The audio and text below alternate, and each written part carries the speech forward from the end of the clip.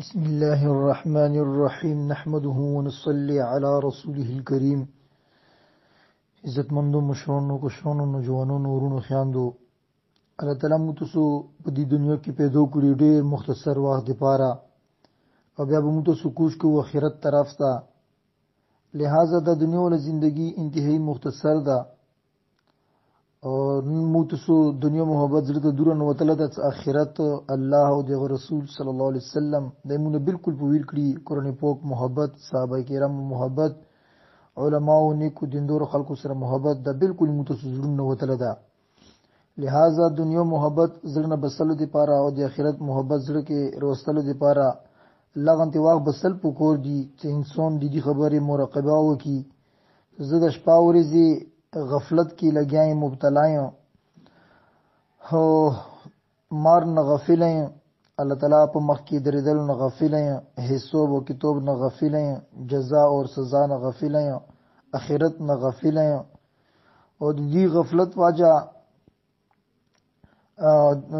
دی غفلت کی واجہ نہ دی اخرت اور دی مار خیول ہمی مپزنو کی بالکل نرسی نو پکور دا غیا چې مسلمان لاغنتی واخو بسی او انسان دا مراقبه وکړي چې وارزي به زه مړېږم ازو کې به مو څه هولوي او زه به د الله په مخ کې څنګه پیشي کوم څنګه به مو نه سوالو جواب کیږي او زه به څه جواب ورکوم. روزانه دغه خبرو استهزاء وي. حضرت تانوی رحمت الله فرمایي څنګه چې ته یو سړی روزانه دغه خبرو مراقبه کوي نو څو هفتو کې به ان شاء الله هغه دا محسوس کی چې د دنیا ولا محبت په دې زړه نه وځي. جامع ترمذی کې یو حدیث تا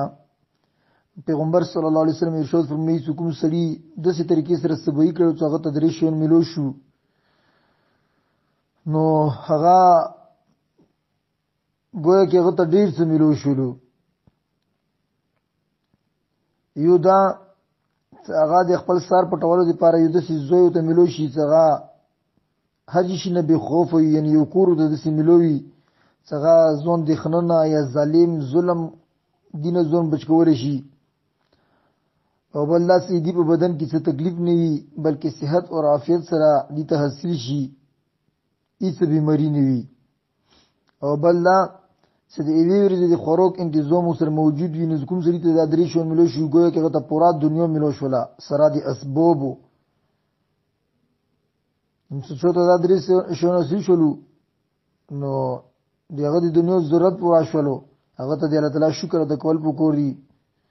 گویا کې هغه ته عافیت ملو شو او د ضرورت مطابق دنیا ملو شوله